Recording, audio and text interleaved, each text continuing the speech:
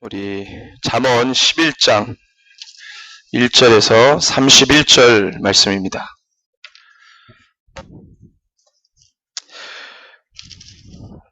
잠언 11장 1절에서 31절 우리 생명의 말씀 우리 함께 봉독 한 목소리로 우리 봉독합니다. 잠언 11장 1절에서 31절 같이 읽습니다. 속이는 저울은 여호와께서 미워하시나 공평한 추는 그가 기뻐하시느니라. 교만이 오면 욕도 오거니와 겸손한 자에게는 지혜가 있느니라. 정직한 자의 성실은 자기를 인도하거니와 사악한 자의 폐역은 자기를 망하게 하느니라. 재물은 진노하시는 날에 무익하나 공의는 죽음에서 건지느니라. 완전한 자의 공의는 자기의 길을 곧게 하려니와 악한 자는 자기의 악으로 말미암아 넘어지리라. 정직한 자의 공의는 자기를 건지려니와 사악한 자는 자기의 악에 잡히리라. 악인은 죽을 때에 그 소망이 끊어지나니 불의의 소망이 없어지느니라. 의인은 환난에서 구원을 얻으나 악인은 자기의 길로 가느니라. 악인은 입으로 그의 이웃을 망하게 하여도 의인은 그의 지식으로 말미암아 구원을 얻느니라.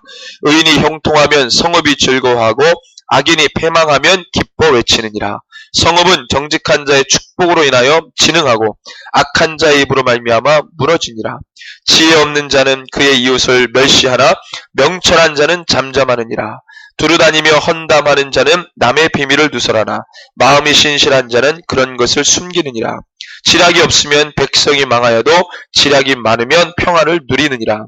타인을 위하여 보증이 되는 자는 손해를 당하여도 보증이 되기를 싫어하는 자는 평안하니라. 유독한 여자는 존영을 얻고 근면한 남자는 재물을 얻느니라. 인자한 자는 자기의 영혼을 이롭게 하고 잔인한 자는 자기의 몸을 해롭게 하느니라. 악인의 삭은 허무하되 공의를 뿌린 자의 상은 확실하니라. 공의를 굳게 지키는 자는 생명에 이르고 악을 따르는 자는 사망에 이르느니라. 마음이 굽은 자는 여호와께 미움을 받아도 행위가 온전한 자는 그의 기뻐하심을 받느니라. 악인은 피차 손을 잡을지라도 벌을 면하지 못할 것이나 의인의 자손은 구원을 얻으리라. 아름다운 여인이 삼가지 아니하는 것은 마치 돼지코의 금고리 같으니라. 의인의 소원은 오직 선하나 악인의 소망은 진노를 이루느니라. 흩어 구제하여도 더욱 부하게 되는 일이 있나니 과도히 아껴도 가난하게 될 뿐이니라. 구제를 좋아하는 자는 풍족하여질 것이요 남을 윤택하게 하는 자는 자기도 윤택하여지리라. 곡식을 내놓지 아니하는 자는 백성에게 저주를 받을 것이나 파는 자는 그의 머리에 복이 임하리라. 선을 간절히 구하는 자는 은총을 얻으려니와 악을 더듬어 찾는 자에게는 악이 임하니라.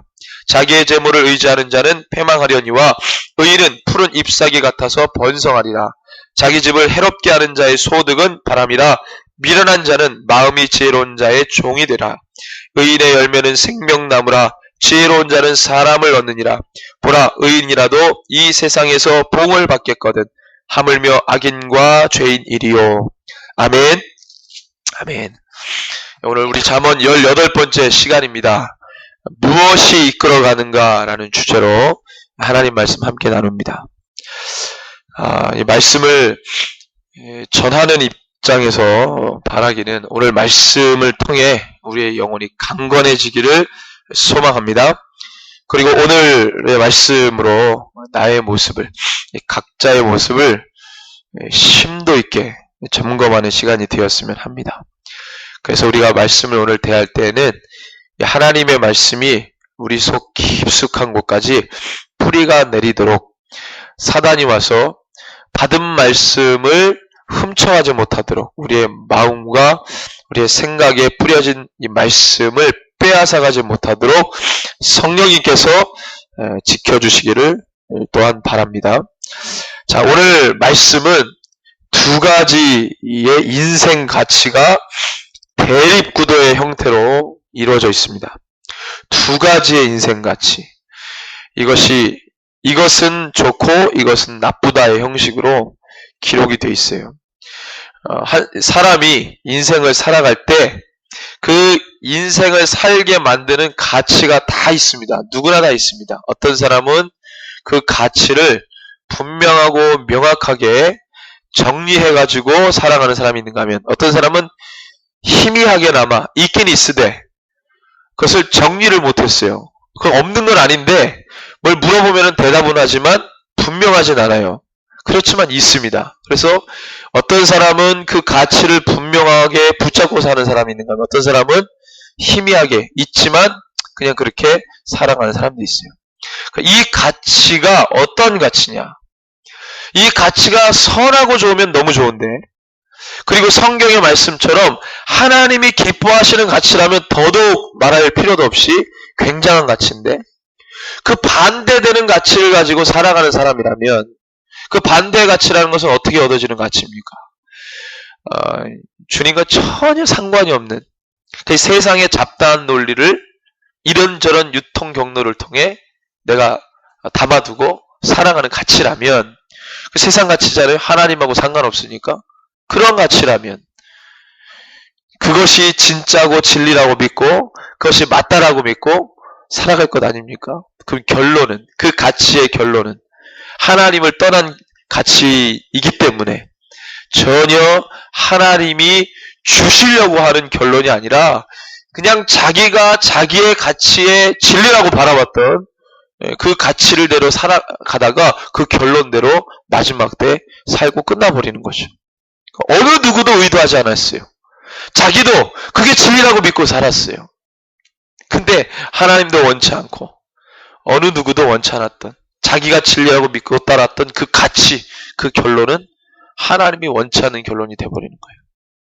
그래서 오늘 말씀은요, 우리가 어떤 이 두 가지의, 보통 두 가지의 인생 가치, 하나님이 주신 가치와 하나님이 주시지 않은 가치, 세상으로부터 얻어진 가치, 두 가지를 우리가 이야기한다면 이 두 가지 가치 중에 어떤 것을 붙잡아야 되느냐.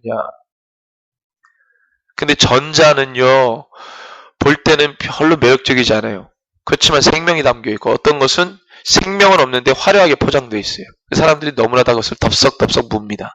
이 결론은 하나는 비극이고 하나는 축복이죠. 이런 것들이 이렇게 돼 있는데, 하여튼 이 두 가지의 가치를 가지고 우리가 어떻게 바라봐야 되고 어떤 걸 취해야 되느냐. 잠언의 말씀은 지난주의 말씀의 내용처럼 뭐라고 그랬습니까? 마치 구름에 떠다니는 기독교의 여러 개념들이 있습니다. 설교를 듣다 보면 여러 개념들이 많이 나와요. 기독교의 정신을 담은 개념들이, 말씀의 메시지를 담은 개념들이 많아요. 구름에 떠다닙니다. 이 구름에 떠다니는 기독교의 수많은 개념들을 우리의 삶에, 나의 삶에 실제 적용하여서 사는 구체적인 말씀, 그게 바로 잠언의 말씀이라고 그랬습니다. 그게 바로 잠언의 말씀이에요. 따라서 잠언의 말씀을 쭉 우리가 묵상하다 보면은요, 굉장히 명료하고 분명합니다. 하나님이 기뻐하시는 모습이 뭐다라고 딱 못 박아 얘기하고 있어요. 하나님이 원치 않은 삶은 딱 이거다라고 못 박아 있어요. 그러니까 다른 말씀을 보다가 도대체 하나님의 뜻이 뭐야? 도대체 하나님 원하시는 게 뭐야? 나에게 바라시는 게 뭐야? 잠언 보면은 정확하게 나와 있습니다. 그거 하나님이 원치 않은 걸 안 하면 되는 거예요. 근데 하나님이 원치 않은 걸 안 할 때는요, 제 의지대로는 못 한다는 거예요. 그래서 누가 개입하셔야 되냐면 성령님이 개입하셔야 그것이 자연스럽게 그냥 되어집니다. 노력해서 되는 게 아니라 그냥 되는 거예요. 배고프면은 배꼽시계가 째깍째깍 울려서 밥을 먹는 것처럼 삼시세끼 밥을 4끼 먹을 때도 있고 다 찾아 먹잖아요. 왜? 배꼽시계가 울리니까. 그런 것처럼 너무 자연스러워요. 하나님이 원하지 않는 건 그냥 싫어요. 미워지고 싫어요. 세상에 제가 어떤 사람 막 좋아서 하잖아요. 성령이 충만한 사람은 그게 싫은 거예요. 쳐다보기도 싫어요. 미워요. 왜 그런 거 하냐고. 왜 그렇게 사냐고. 성령이 충만한 사람은 그게 밉고 싫으니까 그게 보이는 거라. 그렇게 표현하고 말할 수밖에 없는 겁니다. 근데 성령이 덜 충만하다거나 성령이 한 25% 충만하다거나 아예 성령이 없는 사람은요, 그 보여진 조건을 따라가게 돼 있습니다. 그가 어떤 이 제품을 보면은요, 사연 설명서가 있잖아요. 그걸 우리가 보지 않더라도 성령이 충만한 사람은 이거 아니다라고 하는데, 성령이 없는 사람은 그걸 꼭 확인해야 돼요. 그래서 괜찮으면 하고, 모든 상황을 그렇게 선택합니다. 결정합니다. 세상의 조건과 필요를 그렇게 취하는 거예요. 그래서 오늘 이 잠언의 말씀은 아주 분명하고 명확하게 하나님이 기뻐하시는 삶의 모습, 영의 모습이 뭐냐? 하나님이 미워하시는 삶의 모습, 영의 모습이 뭐냐라고 증언하고 있습니다. 이것을 믿음으로 취하시기를 바랍니다. 저는 이 말씀을 준비하면서 엄청나게 많이 취해버렸어요. 여러분들도 동일하게 취하셨으면 좋겠습니다. 그래서 이 잠언에는 모호한 개념이 없어요. 모호한 개념이 잠언의 말씀은 그렇습니다. 이쪽 말씀해 보면 개인의 죄와 또 사회의 죄, 무리의 죄들이죠. 무리의 집단의 죄, 그가 무엇인지를 분명하게 말하고 있습니다. 개인의 죄뿐만이 아니라 사회가 짓는 죄, 집단이 짓는 죄, 어떤 공동체가 짓는 죄, 그 죄가 무엇이냐라고 말하고 있어요. 우리가 누누이 이야기하는 얘기지만 성도의 영혼이 약해지고 또는 심지어 죽어가는 이유가 뭐라고 생각하십니까? 예수를 믿으면 그 영이 강건해지고 믿음이 단단해져야 되는데 왜 보는 사람마다 정말로 이 뉴스에 교회의 어떤 치부들이 드러나고 오픈되고, 그래서 어떤 통계를 보니까 그저께인가요? 어제 신문 통계를 보니까 웹사이트 기독신문이거든요. 거기 통계를 보니까 우리나라에서 종교 가운데 가장 신뢰가 높은 종교, 이제 기독교하고 뭐 이렇게 되겠지만 카톨릭이 제일 신뢰가 높아요. 1위예요. 1위. 카톨릭. 우리나라에서. 그럼 2위는 어디겠습니까? 2위는 불교입니다. 그럼 3위는 뭐겠습니까? 3위가 개신교입니다. 저가 볼 때는요, 또 다른 종교가 있으면 그거가 3위고 개신교가 4위일 거예요. 또 다른 종교가 있으면 그게 4위고 개신교가 5위일 거예요. 3위라는 것은 개신교가 꼴찌라는 겁니다. 어떤 종교가 있어도 개신교는 꼴찌라는 거예요. 종교와 말할 수 있는 게 3개밖에 없으니까. 천주교와 개신교는 똑같은 기독교 종교군이지만 그렇게 달라요. 너무 떨어져 있어요. 개신교가 3위. 그래도 복음을 말하고 있고 진리를 담고 있다고 말하는 개신교가 신뢰도 3위. 사회적으로. 왜 그랬습니까? 뉴스에 교회의 치부들, 죄들이, 실수와 연약함이 막 오르내렸어요. 안타까운 현실입니다. 그러니까 예수를 믿으면 그러지 말아야 되는데 성도의 영혼이 약해지고 심지어 죽는 이유가 뭐냐? 그것은 우리의 삶을 죽이고 영혼을 죽이는 이 죄라는 놈에 대해서 무감각해졌기 때문입니다. 이 죄라는 놈에 대해서 무감각해졌어요. 죄라는 놈에 대해서. 저는 어렸을 때 여러분들도 어렸을 때 주일학교 다니면 그렇게 신앙교육을 배우셨겠지만 교회에는 마귀가 못 들어온다라고 생각했어요. 왜냐하면 교회는 하나님을 예배하는 곳이고 예배당 안에는 마귀가 못 들어와. 그래서 죄를 짓고 교회 예배당에만 들어오면 평안하고 마음이 편해지고 하나님이 다 받아주고 그러는 곳이라고 생각했어요. 근데 그게 너무나도 어리석은 생각이에요. 원수가 내 옆자리에 있는 사람이라 교회 예배에 앉아있는데 원수가 내 옆자리에 앉아있어. 저는 어렸을 때 제가 중학교 다녔던 교회 목사님이 워낙 카리스마가 있어요. 저는 그분 보면서 그분은 화장실도 안 가는 줄 알았어요. 와, 목사님. 그랬던 시절입니다. 근데 뭐 언제부턴가 뉴스에서 목사들의 어떤 이 비행들이나 이런 것들이 막 어처구니 없는 일들. 복음을 전하다가 복음대로 살다가 복음을 외치다가 복음을 필요하다가 뭐 그런 어려움이 아니라 죄에 지어서 상식적으로 말도 안 되는 일을 해서 저는 모르겠어요. 목회자가 그 정도면은요 일반 성도들은 말할 것도 없습니다. 교회가 그렇게 약해졌어요. 왜? 이 죄라는 놈이 교회 안에 있는 성도들은 못 건드릴 줄 알았는데 제일 많이 건드리고 더 집요하게 건드리고 더 많이 흔들어댄다. 그러니까 교회 교인들이 죄라는 놈에 대해서 너무 과소평가한 거예요. 과대평가에도 그렇지만 과소평가해서 그 존재에 대해서 무감각했습니다. 자, 그러면 이 죄에 대해서 예민하다고 해서 또는 죄에 대한 해박한 지식을 갖고 있다고 해서 죄를 안 지을 수 있다고 보장은 못합니다. 죄에 대해서 예민하지만 죄에 대한 많은 지식과 정보를 갖고 있지만 분명 죄를 이길 수 있는 힘은 우리 안에 성령님이 거하셔야 가능합니다. 그분이 우리를 이끌어 주셔야 가능합니다. 왜 그렇습니까? 말씀드렸잖아요. 늘 자신의 내면을 성찰하는 형태의 종교, 특별히 기독교, 불교인데 죄에 대해서 자유합니까? 그렇지 않아요. 불교도 그렇고 기독교도 그렇고 예. 무슨 뭐 조계종 총무원 원장부터 해가지고 그 밑에 있는 스들이 어디 연수원에 모여가지고 술 먹고 뭐 그것이 들통나가지고 막 징계받고 어떻게 되고 목사들이 이런 돈 때문에 비행 저지르고 여자 때문에 넘어지고 이런 것들. 죄에 대해서 예민한 종교잖아요. 죄에 대해서 예민하고 내면을 늘 성찰하는 그런 종교인데 그렇다고 해서 죄에 대해서 예민하냐? 죄를 이겼냐? 그렇잖아요. 그러면 죄에 대해서 많은 지식을 갖고 있는 법조인들은 어떻습니까? 법을 만드는 사람들, 법을 다루고 죄를 다루는 사람들, 그 사람들은 죄에 대해서 자유합니까? 아니죠. 더 파렴치한 일들을 더 많이 합니다. 죄를 아니까, 법을 아니까. 죄에 대해서 예민한 종교인도, 죄에 대한 많은 해박한 지식을 갖고 있는 법조인들도요.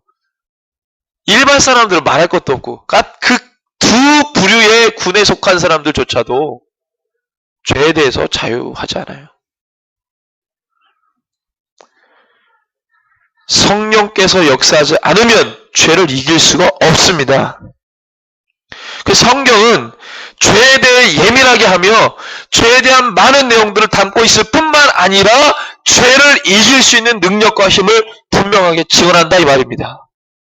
그 성경을 모르면 어떻게 예수를 제대로 믿겠냐 이거예요. 알고 있는 그냥 정보만으로는 죄라는 놈을 이길 수가 없어요. 나보다 전문적인 지식을 갖고 있는 사람도 못 이기는데 그냥 이렇게 살다가 가는 사람, 여러분 예수와 상관없는 도덕적인 사람은 끝내 심판받고 죽습니다. 사단이 가장 원하는 게 그래도 도덕적으로 착하지 예수하고만 만나지 마라. 흉악한 범죄라도 회개하면 구원받지만 회개하지 않는 그냥 예수와 상관없는 도덕적인 사람, 신사적인 사람 그냥 불못에 던져줘 죽습니다. 이것이 비참한 거예요. 예수께서 십자가에 달리실 때 강도 한 명은 그 즉시 예수님을 고백해서 주님과 함께 낙원에 있게 되는 축복을 누렸습니다.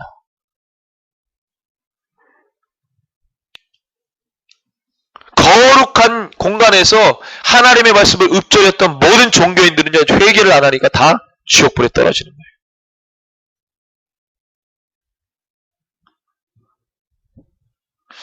경건은 회개에 있습니다. 내 죄를 예민하게 받아들이지 않으면 죽는 겁니다. 여러분들, 제가 어제 우리 그 집사님한테 카톡 뭐 하나 보내드렸는데 혹시 보셨나요? 안 보셨어요? 안 보셨어요? 아, 보셨어요. 이승만 대통령에 관련된 그 내용이 있습니다. 이승만 대통령이 건국할 때 어떻게 건국했는지 어떤 분이 그것을 말하는 분이 그렇게 얘기하더라고요. 그 교수시면서 목사님인데 유일하게 세계에서 자기 나라 건국사를 가르치지 않은 나라가 한국이라는 거예요. 여러분들 대한민국이 어떤 형태로 어떤 과정에 의해서 건국됐는지 아십니까? 대한민국이 조선 500년 왕조 끝나고 대한제국, 대한민국이 어떠한 과정과 흐름에 의해서 건국됐는지 아십니까? 저는 그걸 듣고 전율을 느꼈어요. 왜 이 대한민국이 100년도 못 돼가지고 100년도 못 돼서 세계 최고의 퍼센테이지를 자랑하는 성장 퍼센테이지를 자랑하는 기독교 국가가 됐는지. 세계에서 최고잖아요. 한국이 1세기도 못 돼가지고 지금은 좀 줄었지만 1990년대까지만 해도 우리나라 기독교인들이 1000만이었어요. 대한민국 인구의 25%가 크리스천이었습니다. 20% 넘는 사람. 일본의 이 20세기 초에 우츠무라 간조라고 하는 신학자가 있었어요. 일본의 유명한 신학자입니다. 지성사회에서 아주 유명한 사람이에요. 19세기 말에 있었던 사람. 20세기 말에. 20세기 초군요. 우츠무라 간조가 뭐라 그랬냐면 일본의 기독교인이 5%만 되면 일본을 뒤엎을 수 있다. 그렇게 말한 사람이에요. 우리나라는 20%가 넘는데도 그걸 못했죠. 어쨌든 간에 대한민국이 어떠한 경로에 의해서 건국됐는지. 근데 유일하게 건국사를 가르치지 않는 나라 우리나라는. 그래서 그 목사님이서 교수님이신 그분이 대학교에서 건국사를 가르치시고 현대사를 가르치시는 학자예요. 그분이 목사님이고 그분이 청년들에게 건국사, 대한민국의 건국사와 현대사를 가르쳐요. 근데 학자적인 입장에서 이승만을 바라보니까 대단한 사람이라. 그래서 이승만이 잘한 것도 있고 못한 것도 있지만 독재하고 비리를 저지르고 부정부패하고 뭐 이런 게 있지만 그가 어떻게 건국사의 어떤 과정을 통해서 대한민국을 세웠는지 저는 그걸 처음 들었어요. 저는 신학교다 다닐 때도 못 들었습니다. 교회의 역사, 한국 교회사를 배울 때도 한 번도 들어본 적이 없어요. 신학교에서도 안 가르쳤다고 해요. 신학교에서. 저는 그걸 듣고 신학 교수들 다 잘못됐다 생각했어요. 얼마나 불안지. 그걸 가르쳐야지. 한국 교회사는 배웠죠. 근데 가장 중요한 핵심 액기스는 쏙 빼고 다른 주변을 가르쳤던 거예요. 그렇게 해서 목사 됐습니다. 지금 목사들이. 얼마나 회개했는지 몰라요. 뭔가 알고 가야 되는데 엉뚱한 역사 배우고 엉뚱한 이야기를 한 거라. 그분은 현대사를 가르치는 말하자면 학자죠. 학자의 입장에서 이승만을 바라봤어요. 그런데 그가 전 세계 역사학자들이 한국 현대사를 이야기하면서 그분이 말합니다. 동일하게 꼭 반드시 얘기하는 사람이 이승만이래요. 이승만은 우리나라에서는 그렇지만 쫓아냈잖아요. 쫓아내가지고 하와이에서 돌아가셨잖아요. 그런 비운의 인물이 됐지만 전 세계에서는 이승만을 최고로 친다는 거예요. 왜 그러냐? 이승만 대통령이 크리스찬인 건 아시죠? 대한민국 건국할 때 우리 대한민국이 어떻게 건국됐는지 너무 길지만 간단하게 말하면 하나님을 선포하며 건국한 나라가 대한민국이에요. 저 그걸 처음 알았어요. 대한민국 재헌 그 국회의원들 처음에 뽑아놓고 회의할 때 제일 먼저 이승만 초대 의장이 하나님의 이름을 선포하며 대한민국을 시작했고 그 첫 회의 때 국회의원들 첫 회의 때 목사이면서 국회의원인 어떤 목사님을 나오라 그래가지고 기도를 시키는데 그 기도가 30분 동안 해요. 30분 동안 그 기도를 합니다. 목사이면서 국회의원인 그분이. 여러분들 30분 동안 기도했어요. 설교보다도 길죠? 그리고 시작된 나라가 대한민국이에요. 저는 그걸 몰랐어요.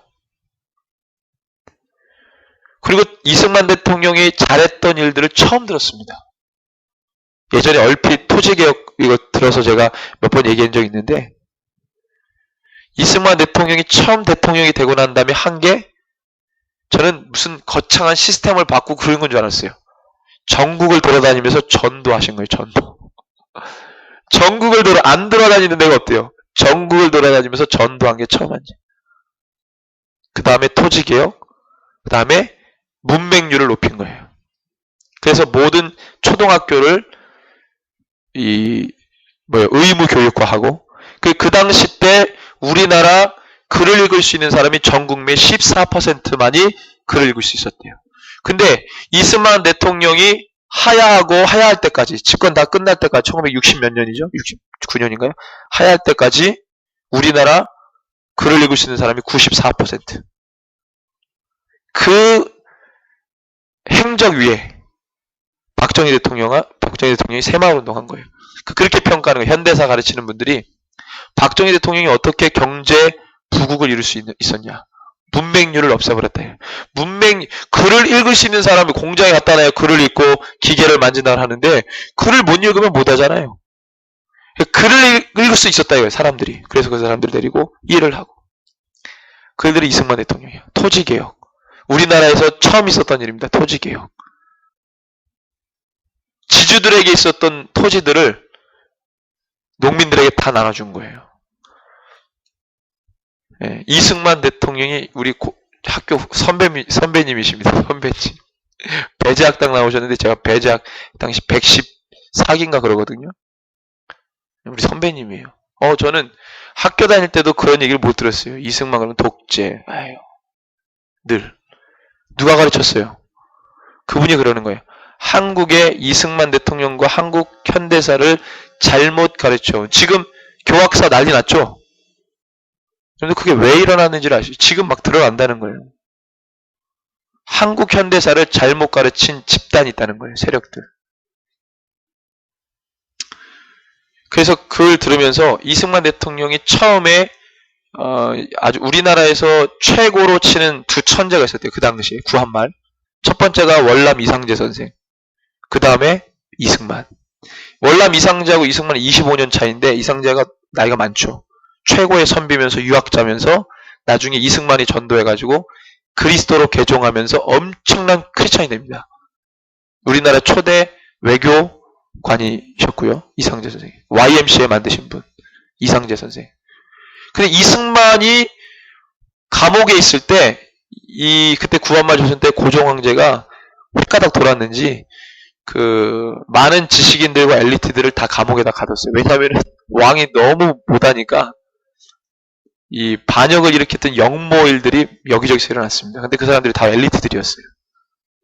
그 중에 이승만도 있었죠. 이승만이 23살, 22살, 23살 때 조선에서 이름난 엘리트 천재였어요. 천재.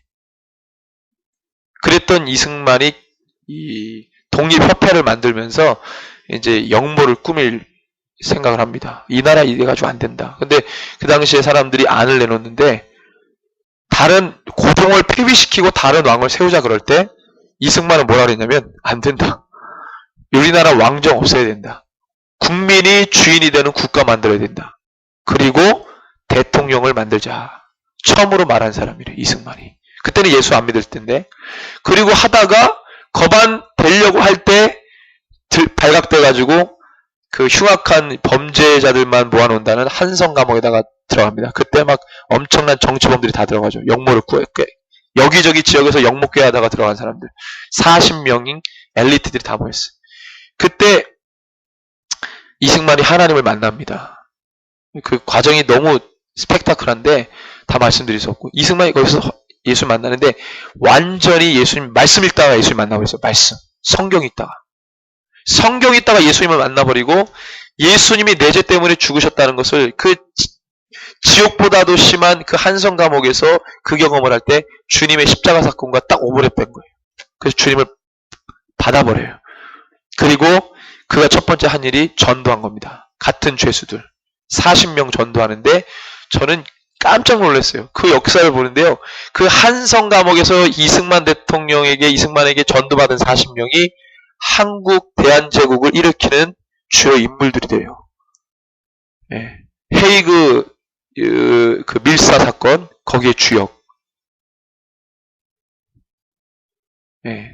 일본의 제국 침략을 부당하다고 알리려 했던 헤이그 특사를 네덜란드에 있는 헤이그로 보내잖아요. 그때 그걸 주도했던 인물이 크리스찬. 어떤 분인데 이분이 특사로 와서 미국에 갔다가 네덜란드로 가거든요. 그때 미국에서 이승만을 만나서 7일 동안 기도로 철야하고 네덜란드로 가서 했는데 일본의 방해로 결국 거기서 죽으시고 알리지를 못했어요. 그 헤이그 그걸 주도했던. 그 다음에 3.1운동을 주도했던 이상제 선생님이 크리스찬이었죠. 그분이 왜 했냐? 이 나라를 하나님이 이 나라 백성을 자유자로 만들었는데 일본이 했다. 그래가지고 이걸 우리가 일으키자 해서 3.1운동 주축 세력이 크리스찬입니다. 저는 처음 알았어요. 근데 그 33인 공표할 때 이상재 이름은 안 들어갔거든요. 왜냐면 서로 자기 이름 넣으려고 막 할 때 이상재 선생님이 그분 이름 다 넣어주고 자기 이름 뺐어요. 근데 일본은 그 뒷주모자가 이상재라는 걸 알고 3.1운동 딱 터지자마자 이상재를 잡아갔대요. 이런 여러 가지 중요한 일들에 크리스찬들이 다 있었고, 대한민국 시작할 때도 크리스찬들, 그 의원 100몇 명 중에서 90 몇 %가 크리스찬이었어요. 크리스찬. 목사님들도 계시고, 그 국회의원 중에. 그런데 이 이승만 대통령이 처음에 한성 감옥에서 예수 만날 때 그분이 기도를 하는데 첫 번째 기도 제목이 뭐냐면 주님, 이 나라를 구해 주십시오 라고 기도했다는 거예요. 그래서 그분이 처음으로 기독교 입국론이라는 것을 만들었답니다. 감옥에서. 기독교 입국론은 뭐냐면 나라의 주인은 백성이지만 그 위에 계시는 분이 하나님이다라는 것을 기록한 사상서입니다. 기독교 사상서. 그것을 이상재 선생이 나중에 받아들여서 열렬한 기독교 입국론자가 되죠. 그렇게 대한민국이 시작됐다는 거예요. 이 백성은 하나님이 돌보시지 않으면 5,000년 우상 숭배하다가 망할 수밖에 없는 민족이라고 생각했어요. 고려시대 500년 불교시대 아닙니까? 조선시대 500년 유교시대 아닙니까? 불교와 유교 우상 숭배하다가 망해버린 이 망국이 하나님이 다시 살리셔서 하나님이 도와주시지 않으면 이 나라 망한다. 그렇게 생각하고 이승만 선생이 기도하기 시작해서 대한민국이 된 거예요. 여러분들, 저는 믿지 않았어요. 개인의 죄는 물론 우리가 늘 부르짖으니까 하나님이 개인의 죄는 사해주는데 사회의 죄, 집단의 죄는 어떻게 할 거냐. 많은 기독교 사상가들이 그거에 대해서 그 한계를 못 뛰어넘어요. 도대체 이 사회의 죄는 어떻게 할 거냐는 거예요. 그게 가능하다는 것을 저는 봤어요. 대한민국의 시작이 그걸 가능한 상태에서 시작했다는 거예요. 이승만 대통령이 나중에는 여러 가지 많은 일들로 인해서 하야해서 만국의 서름을 가지고 또다시 하와이로 가서 나중에 죽으셨지만 그의 시작은요, 하나님이 이 나라의 주인이시고 완전한 통치자라는 완전한 믿음 가지고 시작했다는 거예요. 그분이 옥중서관이라고 해서 이승만 대통령이 한성 감옥에서 썼던 이 바울의 옥중서신과 같은 일기가 있는데 그 일기를 보고 가슴이 벌렁거려가지고 몇백 편이 되는 걸 다 읽었대요. 벌렁거려서 읽다가 차가운 물 마시고 읽다가 바깥에 막 뛰어다니고 그러고 읽었다는 거예요. 왜냐하면 그걸 보니까 고속도로를 뚫어야 된다. 길을 넓혀야 된다. 그 이야기가 구체적인 이야기가 거기 다 해놔있다. 이거 어떻게 이렇게 썼냐? 이승만 하나님 만나고 난 다음에 기도하면서 그걸 써낸 거예요. 하나님의 영감으로 썼다 이거예요. 그 주옥 같은 일들이 박정희 새마을 운동을 통해서 가시화되고 됐다는 거예요. 여러 가지 얘기가 있지만 저는 오늘 이 말씀이요, 여러분들, 죄가 개인의 죄뿐만이 아니라 국가도 하나님이 통치하는 국가, 이 사회의 죄, 우리의 이 지역의 죄를 우상 숭배를 끊어내기 위해서 백만 구령 운동을 이승만 대통령이 시작하고 그것을 이루기 위해서 전도하고, 왜? 5,000년 동안 우상 숭배한 이 나라 하나님의 백성 만들려면 적어도 100만 명의, 그때 당시에 한국이 2천만 3천만이었대요. 한국 국민이. 적어도 5,000년의 우상 숭배 끊으려면 최소한 100만 명을 있어야 끊을 수 있다고 판단한 거예요. 이분이 엄청난 천재입니다. 지략가고 전략가였어요. 전국을 돌아다니면서 첫 번째 대통령 되고 전국을 돌아다니면서 전도한 거예요. 그래서 요소에 목사를 배치합니다. 형무소에, 저희 군대. 그때 군목을 처음으로 군목제도를 실시한 사람이 이승만 대통령. 다른 종교는 못 들어왔는데 기독교 목사만 군대 들어가서 군목할 수 있게. 경찰의 경목, 형무소의 형목, 병원의 원목, 이런 걸 다 요소에 배치시킨. 학교의 교목, 이런 걸 다. 정말로 그 흔적들 자취를 보면은요, 하나님이 사회 요소에 말씀의 정신에 입각한 기독교적인 이 메시지들이 그때 있었어요. 그래서 그분이 평가하기를 한국이 어떻게 한강의 기적 1세기도 못 돼가지고 100년 안에 경제 부귀 40년이거든요. 경제 발전 40년, 40년. 40년 동안 경제를 이룩한 전 세계 유례가 없어요. 유례가. 근데 외국에 있는 역사학자들이 너무 놀란 거는 그런 한국 사람들은 자기 한국을 평가절하한다는 거예요. 평가절하한다. 유례를 찾아볼 수 없는 역사를 어떻게 그 목사님이 평가하기를 대한민국은 할 수 없었던 일을 하나님 때문에 할 수 있게 되었고 지금은 어떻게 평가하냐? 할 수 있었던 것도 주님을 등져서 할 수 없는 상태에 이르게 됐다. 저는 그 분석에 100% 동의합니다. 한국이 정확하게 $10,000 딱 넘었으면서 교회가 타락하기 시작했어요. 성도들이.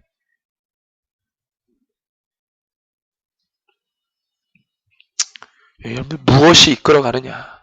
이승만 대통령은 철저하게 하나님이 이끌어간 사람입니다. 개인의 죄뿐만이 아니라 국가의 죄, 사회의 죄, 집단의 죄도 하나님이 분명히 다루시고 하나님의 법 통치대로 국가가 갈 수 있다고 봤어요. 정확한 시스템 전략가 있어요. 다 만들어내고 했던 사람입니다. 성령이 이끌어간 사람이에요. 근데 60년 동안 한국 교회를 뭐가 더럽혔는지 되던 것도 안 되는 시절이 돼버렸어요. 안 된 것도 되는 시절이 있었는데 지금은 되는 것도 안 되는 시절이 돼버렸어요. 모든 게 안 되고 있어요 지금. 그런데 지금 국회의원 중에 35%가 크리스찬입니다. 보통 10%만 넘어도 영향력 발휘하는데 그거의 3배인 35%가 크리스찬인데 저 하는 것들 보십시오. 기도하면서 하는 사람. 이명박 장로가 장로였을 서울시장 했을 때 이 서울시를 하나님께 드린다는 말 한번 잘못했다가 엄청난 몰매를 맞습니다. 잘못된 겁니까? 물론 공직자가 어떤 이 공개적인 상황에서 그렇게 하는 거는 잘못일 수 있죠. 근데 하나님이 볼 때에는 물론 정치적인 쇼맨십으로 했다 그러면 문제가 되겠지만 마음을 담아서 했다 그러면 문제될 게 없지 않냐. 우리가 사회적인 잣대로 볼 것이냐 하나님의 잣대로 볼 것이냐. 마지막 세상의 끝은 하나님이 심판하시는데 결국 누구의 눈으로 봐야 됩니까? 누가 우리를 이끌어가도록 해야 됩니까? 오늘 말씀에 보면은 특별히 1절에서 8절, 9절에서 15절에 보면 눈에 띄는 단어들이 있습니다. 이웃, 성읍, 백성, 타인. 이들을 대할 때 누가 이끌어가는지 어떠한 것이 이끌어가야지 그들에게 하나님의 정신과